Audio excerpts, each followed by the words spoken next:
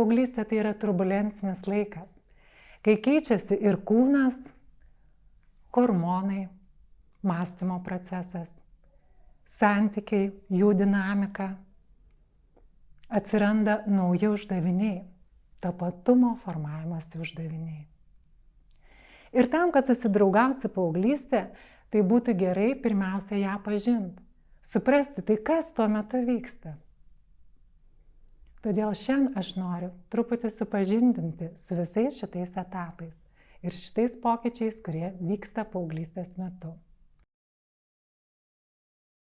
Paauglių mąstymui atsiranda noras laužyti taisyklės. Ir čia aš taip pat turiu savo pavyzdį. Kai aš buvau berods šeštokė, buvau gan gera mokinė. Tačiau tuo metu, kai mes turėjom rašyti fizikos kontrolinį, aš nors ir buvau jam dalinai pasiruošus, bet suorganizavau visos klasės pabėgimą ir mes visą pamoką su merginom praleidom tualete. Taigi tai yra vienas iš atspindžių, kad tikrai tuo metu norisi padaryti kažkaip kitaip ir prieš sistemą. Būdinga egocentrizmas. Ir tai atrodo toksai kaip ir negražus žodis. Bet paaugliai tai natūraliai būdinga. Nes kaip aš minėjau, tai yra didžiulis kokybinis šuolis nuo vaiko mąstymo, konkretaus, apčiuopamo, į tą abstraktesnį lygį. Ir tada paaugliai, kai atsiveria tokios erdvės, jam gali atrodyti, kad tai, kas yra originalu, kokia idėja jam, originalu ir visam pasauliui. Iš čia ateina toks suvokimas, kad aš esu labai unikalus ir išskirtinis. Tai yra apie tokį egocentrizmą. Dar vienas būdingas bruožas paauglių mąstymui yra juoda ir balta. Pas juos nėra dar tų atspalvių ir skirtingų spalvų, todėl pas juos yra arba labai gerai, arba labai blogai. Čia kaip su tais asmenėmis, arba aš labai myliu, arba jų nekenčiu.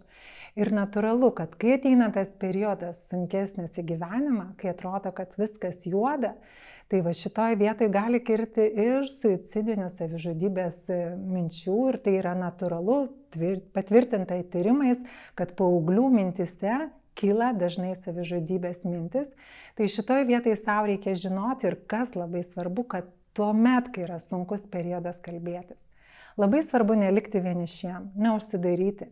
Kalbėtis, jeigu nerandat ryšio su tėvais, su bendramžiais, galbūt turit kažkokių kitų gerų bičiulių, draugų, giminaičių ar jūsų pomėgių, trenerių, stovyklų vadovų. Kalbėkitės. Dar vienas variantas yra skambinti į jaunimo liniją. Ten tikrai yra labai paruošti profesionalai, kurie gali taip pat išklausyti ir pabūti su jumis toje akimirkoje, kai yra sunku, bet šitoj vietoj labai svarbu nelikti vienišiems. Ir dar vienas etapas, tai yra psichosocialinis etapas, kur kalbama, kad paauglystė, jos metu labai svarbu, kad susiformuotų asmenybės tapatumas. Ir dažnai, labai dažnai, kartais išeinam iš šito etapo vaidmenų sumaištyje. Ką tai reiškia?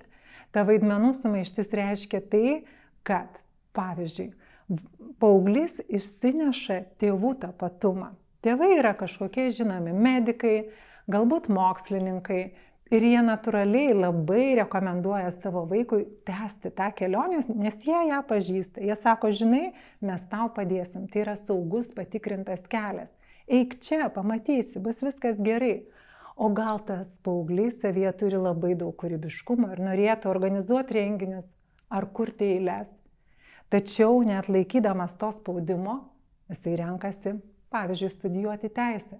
Pabaigia teisę ir kažkuriuo metu supranta, kad jis gyvena ne savo, bet tėvų gyvenimą.